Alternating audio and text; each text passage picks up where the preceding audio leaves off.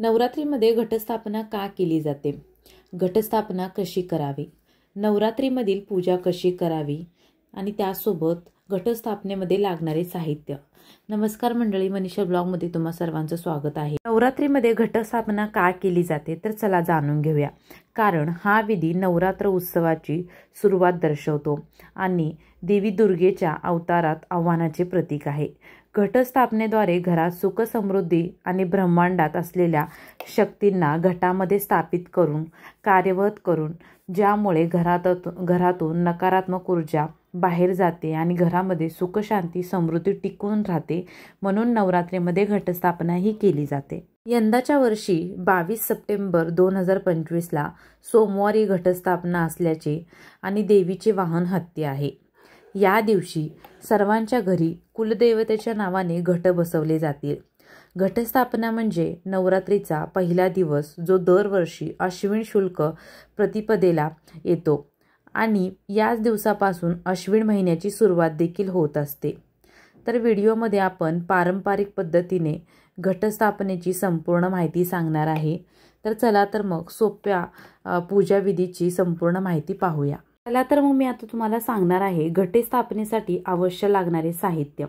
तर सर्वात प्रथम आपल्याला लागणार आहे कलश. मातीचा किंवा तांब्याचा कलश असला तरी चालेल. त्यानंतर लागणार आहे आपल्याला माती. देवीची स्थापनेसाठी मातीचा वापर केला जातो. त्यानंतर लागणार आहे नारळ. तो नारळ आपल्याला कलशावर ठेवायचा आहे.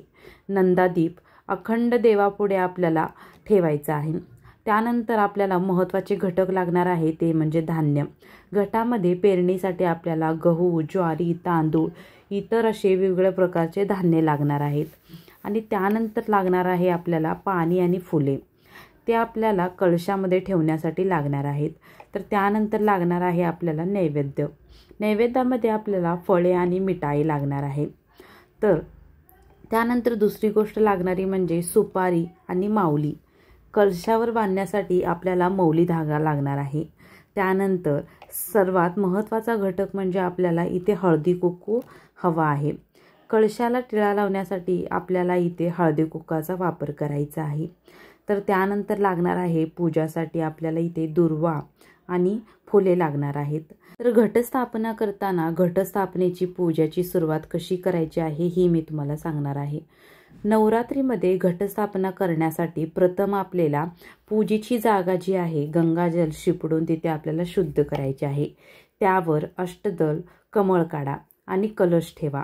कलशामध्ये गंगाजल किंवा सुवासिक तेल, अक्षदा, अखंड तांदूळ, हळद, सुवर्ण नाणे, लवंग, सुपारी, पाने, फुले, नाणे यासारख्या वस्तू भरा.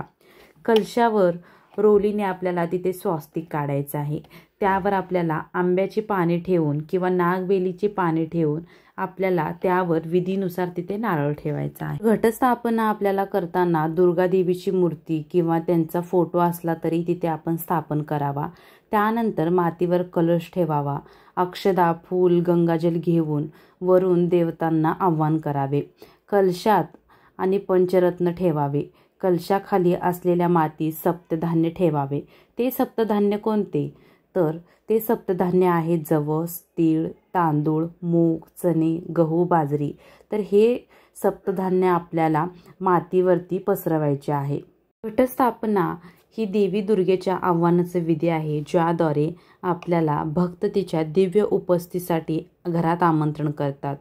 तर घटामध्ये गहू पेरल्याने घरात सुख समृद्धी येते आणि धनधान्याची कमतरता भासत नाही.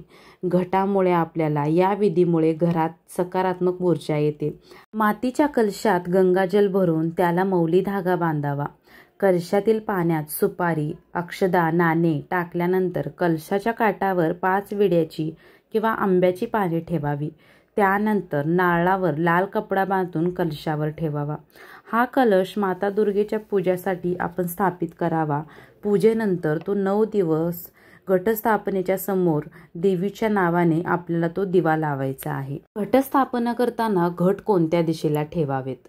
घटस्थापनेसाठी घट पूर्व किंवा ईशान्य दिशेला ठेवावे, ज्यामुळे देवीचा आशीर्वाद थेट आपल्याला प्राप्त होतो आणि देवीचा पूजेवर प्रभाव पडतो. घटस्थापना करताना दिशा आणि शुभ मुहूर्त याचा विचार करणे महत्त्वाचे आहे. कारण यामुळे घरात आपल्या सकारात्मक ऊर्जा येते आणि वास्तुदोष देखील दूर होतो. घट कोणत्या दिशेला असावा? पूर्व दिशेला. पूर्व दिशा ही सर्वात शुभ मानली जाते आणि घटस्थापनेसाठी ती योग्य आहे. तर त्यानंतर ईशान्य दिशा. ही दिशा घराच्या मध्यभागी असून दिशेला घट ठेवल्याने सकारात्मक ऊर्जा मिळते आणि देवीचा आशीर्वाद मिळतो. घटस्थापनेसाठी आपल्याला घट ही उघड्या दिशेला ठेवायची आहे, जेणेकरून देवीचा आशीर्वाद आपल्याला थेट मिळतो. घटस्थापना करताना आपल्याला कलशाजवळ दिवा आणि उदबत्ती ठेवल्याने वातावरण शुद्ध आणि सकारात्मक होते. त्यासोबत सगळ्यात महत्त्वाची गोष्ट म्हणजे घटस्थापना करताना शुभ मुहूर्त देखील महत्त्वाचा आहे. त्यामुळे घटस्थापना कधीही शुभ मुहूर्तावर केलेली चांगली असते. घटस्थापनेचा शुभ मुहूर्त कोणता? सोमवार 22 सप्टेंबर 2025 रोजी सकाळी 6 वाजेपासून ते संध्याकाळी 8 वाजेपर्यंत मुहूर्त आहे. अभिजित मुहूर्त कोणता? सकाळी 11:49 ते दुपारी 12:38 आहे. तर या मुहूर्तावर तुम्ही कधीही घटस्थापना करू शकता. यानंतर आपल्याला इथे पूजेची संपूर्ण मांडणी झाल्यानंतर पारंपरिक पद्धतीने घट वगैरे बसवल्यानंतर आपल्याला हात जोडून देवी आईकडे मागणे मागायचे आहे आणि त्यानंतर आपल्याला हा मंत्र म्हणायचा आहे. सर्व मांगल्य मांगल्ये शिवे सर्वार्थ साधिके शरण त्र्यंबके गौरी नारायणी नमोस्तुते. हा आपल्याला देवी पुढे मंत्र म्हणायचा आहे.